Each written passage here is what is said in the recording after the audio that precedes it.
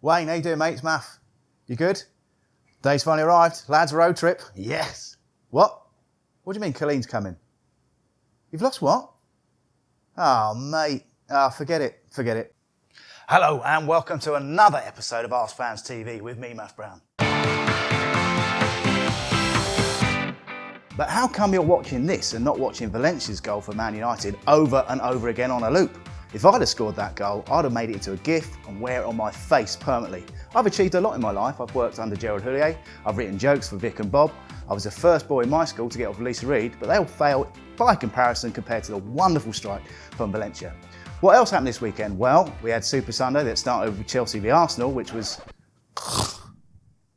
If it wasn't for David Luiz's sending off, I think I might have called a helpline for abused eyes. Oh, hi, yeah. Is that the helpline site for sore eyes? Oh, great, yeah. Now, I've just watched the dullest game of football in the world, Chelsea versus Arsenal. Right, well, my question is, how do I detach my retinas? Hello? The Manchester Super Managers march on. We had 6 in the city and Reds dwarfed Everton. It's beginning to look a lot like a 2-horse race as the mighty Huddersfield could only manage a draw. Is anyone else having a problem with David Silva's hair? Every time he picks the ball up, the commentator says Silva's on the ball. And I always say, no, he isn't, mate. That's Zabaleta, isn't it?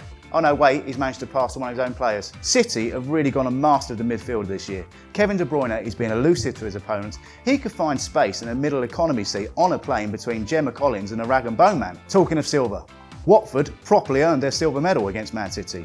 I felt for the Watford boss Marco Silva, but I would have just loved it if in a post-match interview he'd have said something along the lines of, well, when the 6th goal went in, I said to my players, come on lads, we can get a draw out of this. Would you describe yourself as average?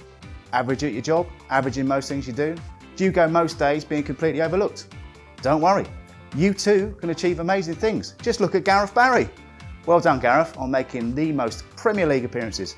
Even though that is going to take some beating, you're still boring. And woe betide anyone who thinks Everton might be a top 4 team.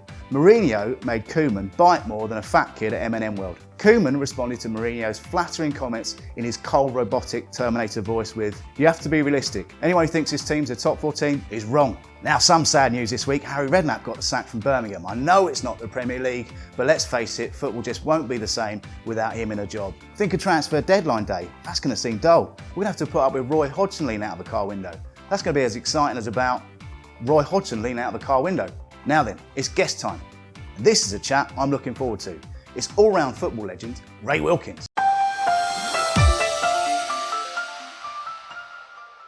Ray, thanks very much for coming in to Ask Fans. It's an absolute pleasure. Absolute pleasure to have you. Really exciting to talk to you about it, about a few things, especially after the weekend, Chelsea-Arsenal, just being gone. Exactly, yeah. I watched you on Sky Sports yesterday on the news. Something that caught my eye, you talked about when you play for a London club and you go and play another London club, you change the way you play. Can you explain a bit more about that? No, well, I've got to say, when you come across it's always, you always have this London opposition, and I don't think we have too many derbies, to be perfectly honest. Right. Chelsea, for instance, is QPR or Fulham, but because they're not in the same division, we have these big games. I think what has to happen is when you go across and you play these guys, you have to respect what they have and do what you do. But when you're a team like Chelsea, always remember that you do what you do, and the opposition have to come to terms with that and try and counter it. Right. So as a manager, do you look at the opposition and do you plan how to defeat them in a certain manner, or do you just literally trust the players, as you're just saying?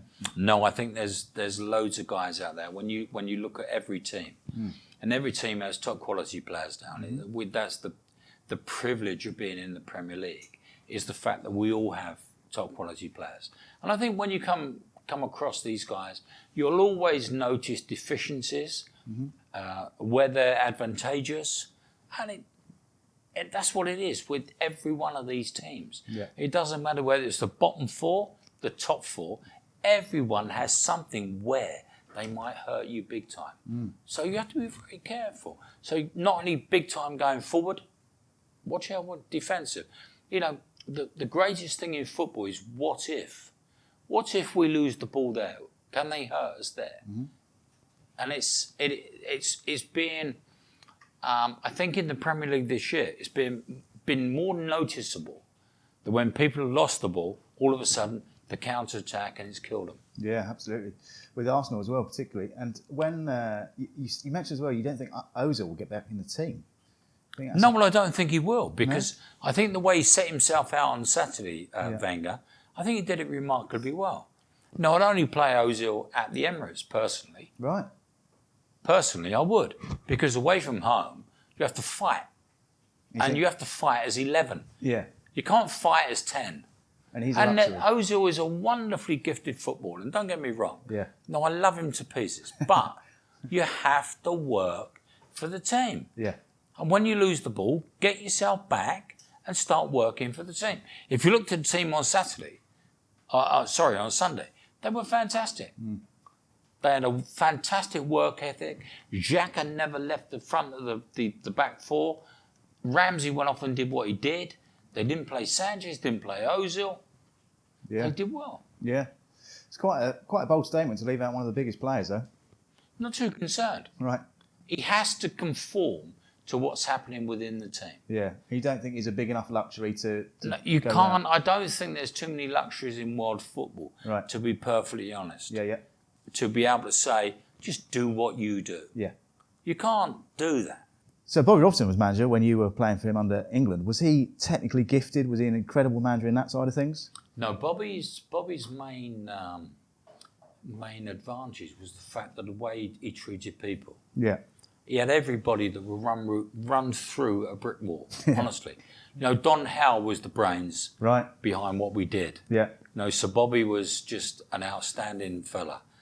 Honestly, if you wanted to have a guy that you would, really put yourself on the line for, that was Sir Bobby. Yeah. But Don was the brains behind what we did. Oh, interesting, yeah. So Bobby picked the team, saw what was going on, did the occasional coaching, but Don Howe was the brains. And have you still got any of those Admiral shirts, particularly the red ones? Do you know what? Funny enough, I think I do have. I've given away so much, as you do over the years. I think I've given away so many shirts over the years for charities and what have you. I do think I have a couple left. Right. Can't get in them, it would have to be said, but I still think I have some. That was the best England kit ever, though, wasn't it? Oh, behave yourself. I thought it was garbage. Really? Yeah, because I'm a traditionalist. Right. I think now when we've gone more plain, when I see 66, that's England. Okay. Nothing on it. Right. No stripes on it. Yeah. Red or white. Blue, white. Yeah. That's for me. I'm a real traditionalist. It might just I be my hated memory. those kids. Right. When they started sticking stripes across the front. Hated it with a passion. Let's talk about Chelsea then. Let's talk about Costa, because he's obviously... What's he playing at? What's he doing? I've no idea. I don't know what Chelsea are doing, to be perfectly honest. Yeah. Because if I had some sort of relationship with Chelsea, I'd be in Brazil now. I'd be bringing him back. We've got Morata, so we've got a fantastic centre forward. Yeah. I think Diego, I'm not too sure, but I think he has 2 years left on his contract. Wow. I'd be bringing him back to couple with Morata. Play together? And Chelsea win the league. Right. So playing both at the same time? Yeah, you can. Or just leave one out. Yeah. Play one.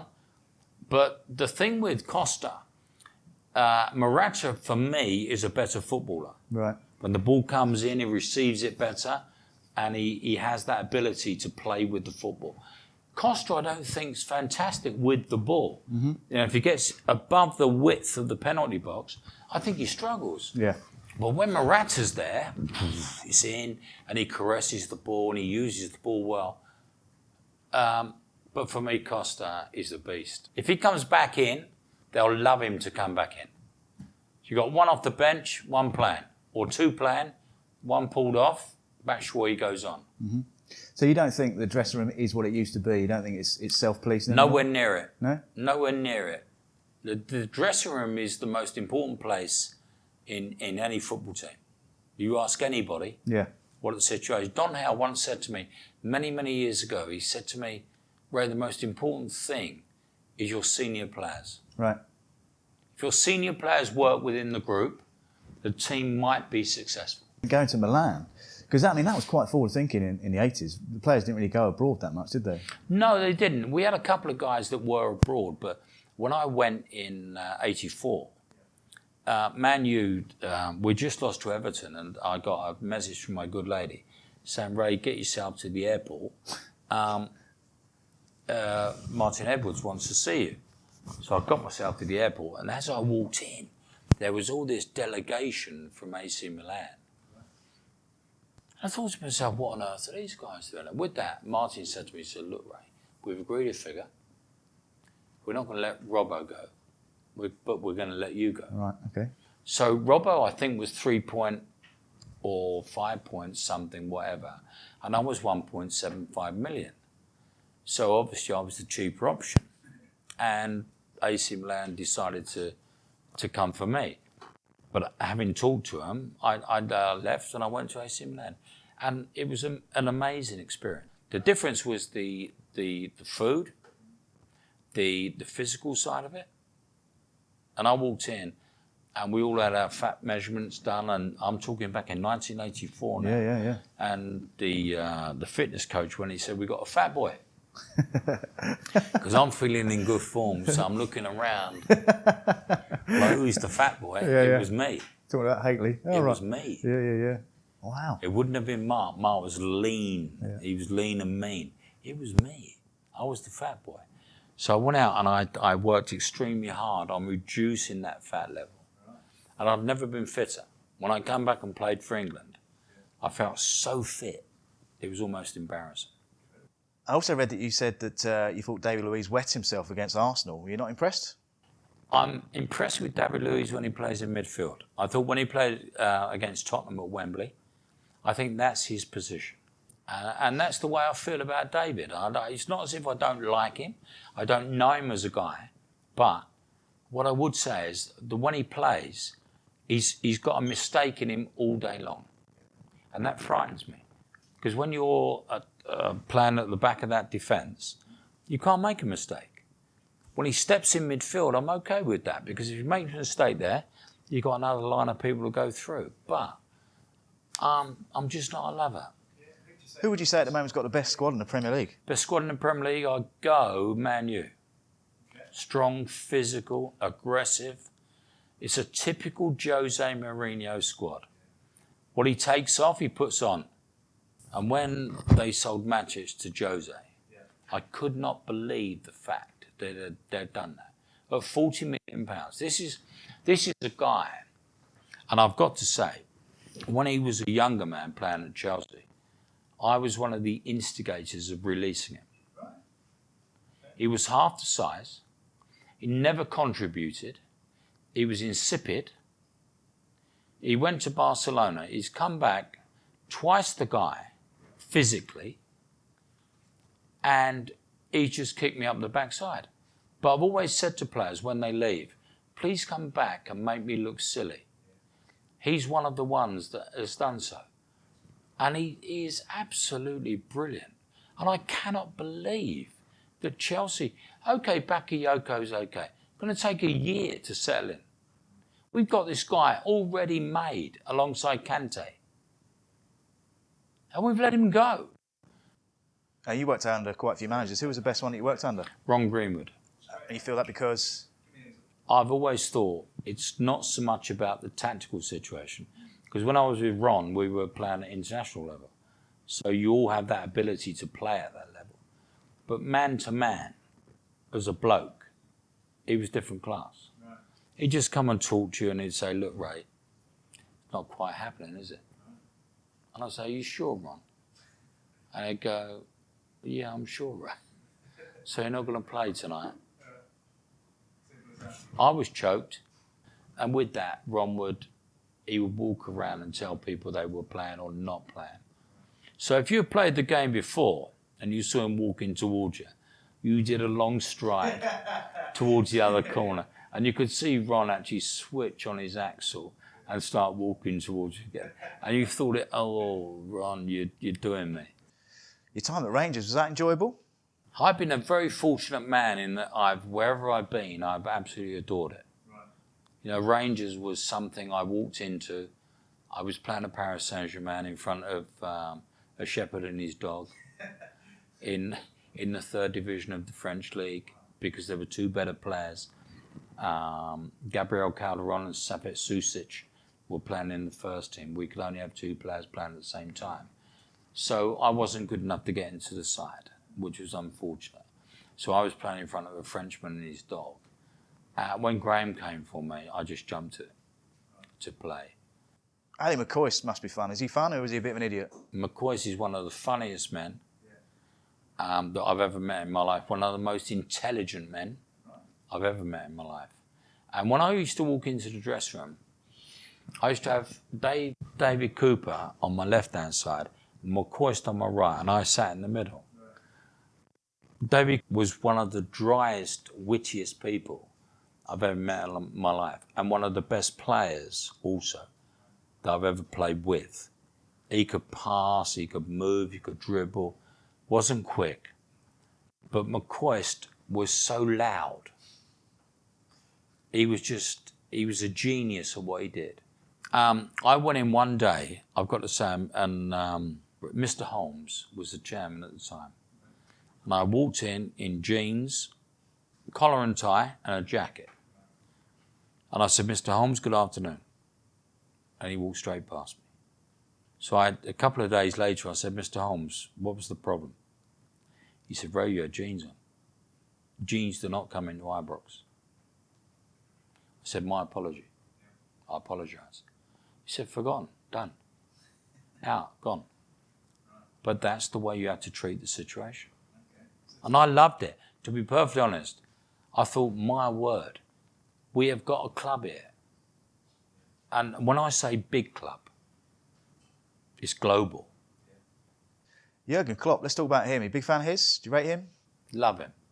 Infectious. He does a great job.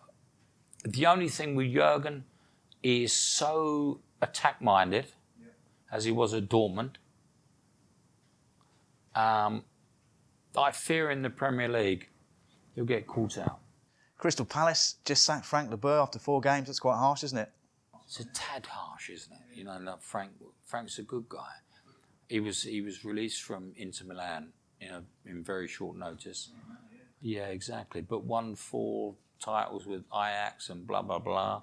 So it's been a tough, real tough couple of years for Frank. But, it's what we go into. It's what we know. So you perfectly understand the situation you're walking into. If you're walking into a Premier League job, it might only be 5 weeks. Look at Harry. Harry was at Bournemouth for a couple of months. All that experience. You brought him in last year to keep him up. He did exactly that in keeping him up. All of a sudden now he's sacked. No, it's a very sad situation in which we find ourselves in. But there's so much money available now that people have to be very, very careful what they're doing. Now, before we hear Ray Wilkins answer your questions, we've got some enhanced odds for you this weekend. There's another bumper Saturday of Premier League action, and our friends at GentinBet have given AskFans TV an exclusive enhanced fourfold. If you register with the firm, the link's in the description, you get an enhanced price of 15-2 on Spurs, Manchester City, Manchester United and Liverpool, all to win their games. The best price on the market is about 6-1 on this fourfold, so you're getting some very decent value with GentinBet. All 4 teams have been in fine form in front of goal, and in the description you'll find our views on why this could be a winning Saturday acca. So, place a maximum bet of £15 on a fourfold with GentinBet and you can net yourself 130 quid in return. Good luck with that. Right, let's get over to the hashtag Ask Wilkins questions. Over to you, Ray.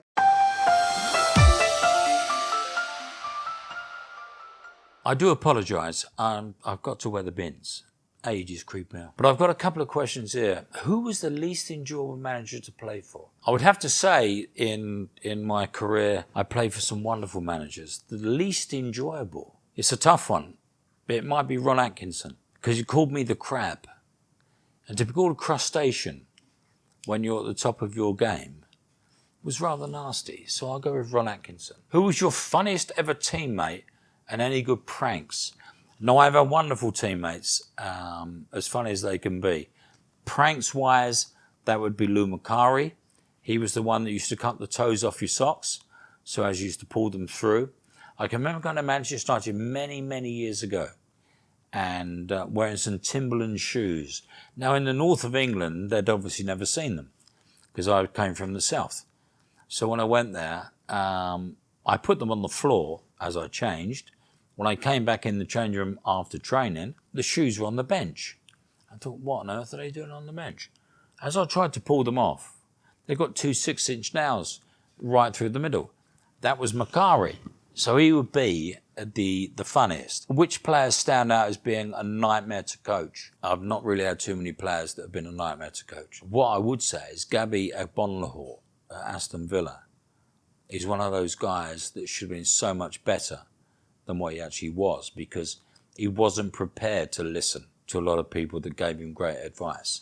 So I'd probably say it'd be Gabby Agbonlahor. You can pick your ultimate five-a-side team of current players. Who would you go for? Good grief. I'd go De Gea in goal, John Terry, Valencia, Lukaku, Hazard.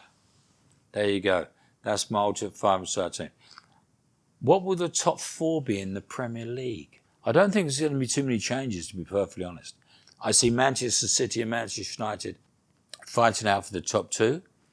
Chelsea in very close to them both. I would have to say, I think Tottenham will follow them in 4th place. Right, who will get relegated from the Premier League this season? I've got a little feeling for the relegation spots will be Swansea, Bournemouth, Newcastle. Now I know Newcastle are sitting in 4th, but I think they will hit a patch whereby they might struggle big time. When will England next win something? Is Gareth Southgate the right man? I think for this moment in time, Gareth Southgate is the right man, and I think he will do a wonderful job. It's not so much when you become England manager how good you are. Do we have the players to supplement what Gareth can give? And unfortunately, I think at this moment in time, we don't have that situation. What I would say to you, when will England next win something? I will not be on this planet. In your opinion, who is the most overrated Premier League player today? I think we have a lot of players that come into the country that have been very good, and we've had some very poor players as well, and come in for lots and lots of money. What I would say is that they all give of their best, and I wouldn't like to say who is the worst player. And the last question, which current Premier League manager would you have thrived under in your playing days? I think Jose Mourinho, because I think Jose Mourinho is honest, and I think he tells you as it is. And I think as a footballer, that's all really that you're asking for. You don't want to be messed around while you're not playing. You need to play. So I think Jose would be the one I'd like to play under.